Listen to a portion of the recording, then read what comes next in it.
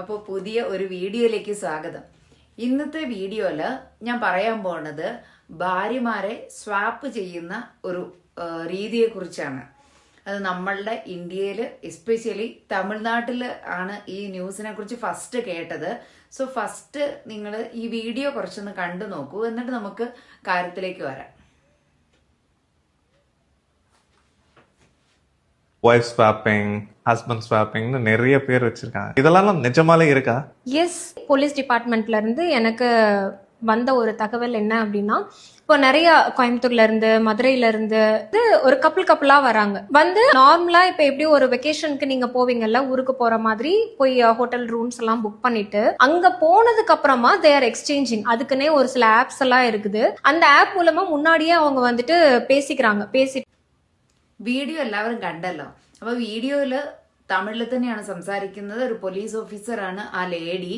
അപ്പോൾ തമിഴ് എല്ലാവർക്കും മനസ്സിലാവുന്നതാണല്ലോ, അതുകൊണ്ട് തന്നെ കേട്ടപ്പോൾ മനസ്സിലായിട്ടുണ്ടാവും. സോ അവരുടെ എക്സ്പീരിയൻസിൽ നിന്ന്, അല്ലാണ്ട് നമ്മൾ നോർമലി ഇംഗ്ലീഷ് മൂവീസിലോ അങ്ങനെ ഇതിലൊക്കെയാണ് നമ്മൾ ഇങ്ങനത്തെ സ്റ്റോറികളൊക്കെ കേട്ടിട്ടുള്ളത്. അല്ലാണ്ട് റിയൽ ലൈഫിലും ഇങ്ങനെയൊക്കെ നടക്കുന്നുണ്ട് എന്നുള്ള കാര്യം കേൾക്കുമ്പോൾ തന്നെ ഭയങ്കര സ്ട്രേഞ്ച് ആയിട്ടാണ് തോന്നുന്നത്, അല്ലേ? വീഡിയോയിൽ പറയുന്നത് ഇതാണ്, അവർക്ക് ഒരു റിയൽ ആയിട്ട് അവർക്ക് അവരുടെ ആ ഒരു ഒഫീഷ്യൽ ആയിട്ടുള്ള ആ ടൈമിൽ ആ ജോലിയുടെ സമയത്ത് അവർക്ക് ഒരു അനുഭവം ഉണ്ടായ കാര്യത്തെക്കുറിച്ചാണ് പറയുന്നത്. ആ ഇന്റർവ്യൂവിൽ കൂടെ അവർ സംസാരിക്കുന്നത് ഈ വൈഫ് സ്വാപ്പിങ്ങിനെ കുറിച്ചാണ്. കേട്ടാൽ തന്നെ ഭയങ്കര സ്ട്രേഞ്ച് ആയി തോന്നും, അല്ലെ? വൈഫിനെ സ്വാപ്പ് ചെയ്യുക എന്നൊക്കെ പറഞ്ഞു കഴിഞ്ഞാൽ അതൊക്കെ എങ്ങനെ നമുക്ക് എക്സ്പ്ലെയിൻ ചെയ്യണമെന്ന് പോലും അറിയുന്നില്ല. അപ്പൊ അതിൽ അവർ പറഞ്ഞെന്താ പറഞ്ഞാൽ കോയമ്പത്തൂർ, ചെന്നൈ, മധുരൈ, അങ്ങനെ ആ തമിഴ്നാട്ടിലുള്ള പല പ്ലേസസിലുള്ള കപ്പിൾസ്, അതായത് റിയൽ ആയിട്ട് ഇപ്പൊ കല്യാണം കഴിച്ചിപ്പോ നമ്മളെ പോലെ, എന്നെ പോലെ, നിങ്ങളെ പോലെയൊക്കെ ഹസ്ബൻഡ് വൈഫ് കുട്ടികളായിട്ടോ ഓർ കുട്ടികളില്ലാത്തവരോ അങ്ങനെ ശരിക്കും ലീഗലി മാരേജ് ചെയ്ത് ജീവിക്കുന്ന കപ്പിൾസിന്റെ കാര്യമാണ് പറയുന്നത്. കപ്പിൾസ് അല്ലാത്തവരും ഉണ്ടാവാം, എങ്കിൽ കൂടെ കപ്പിൾസ് ആയിട്ടുള്ളവരും മെയിൻ ആയിട്ട് ഇതിലുണ്ട് എന്നാണ് പറയുന്നത്. സോ കപ്പിൾസ് അല്ലാത്തവർ തമ്മിലൊരു കമ്മിറ്റ്മെന്റ് ഉണ്ടാവില്ല. സോ അവര് സ്വാപ്പ് ചെയ്യുക എന്നുള്ളത് നമുക്കത് ഭയങ്കരമായിട്ട് അൺയൂഷ്വൽ ആയിട്ടൊന്നും തോന്നുന്നില്ല. അതേസമയം താലി കെട്ടി ലീഗലായിട്ട് ഒരു ഭാര്യ കൂടെ ജീവിക്കുന്ന ആ ഭാര്യയെ വേറൊരാളുടെ ഭാര്യയുമായിട്ട് സ്വാപ്പ് ചെയ്യണു എന്ന് പറയുമ്പോൾ അത് ഭയങ്കര അൺയൂഷ്വൽ ആയിട്ടുള്ള ഒരു കാര്യം തന്നെയാണ്, അല്ലെ?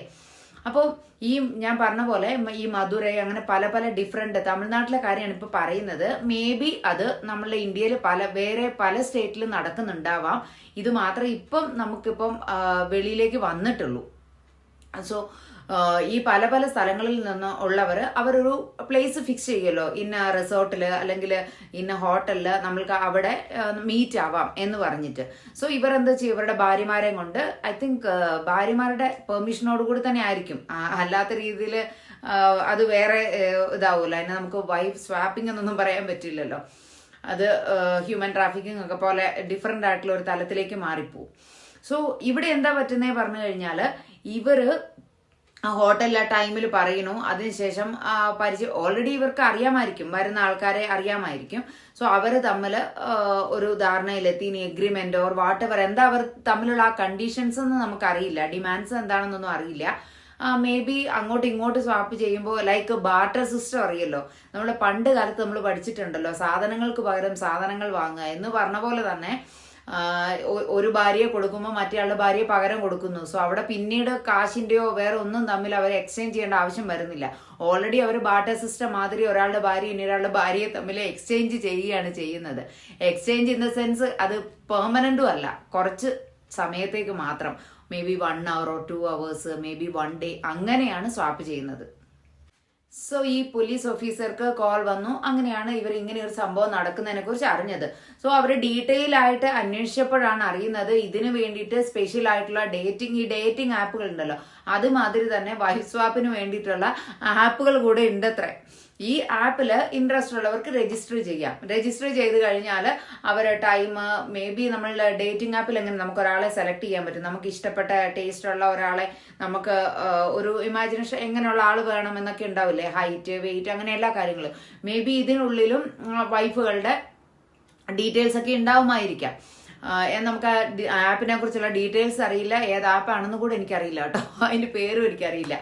സോ ഈ ഇന്റർവ്യൂവിൽ അവർ പറയുന്നത് അങ്ങനെ ഒരു ആപ്പ് ഉണ്ട്, ആ ആപ്പിൽ ഇൻട്രസ്റ്റ് ഉള്ളവർക്ക് രജിസ്റ്റർ ചെയ്ത് കഴിഞ്ഞാൽ അവർ വന്നിട്ട് അങ്ങോട്ടും ഇങ്ങോട്ടും സംസാരിക്കുക, ഓൾറെഡി കമ്മ്യൂണിക്കേഷൻ സ്റ്റാർട്ടായി കഴിയും.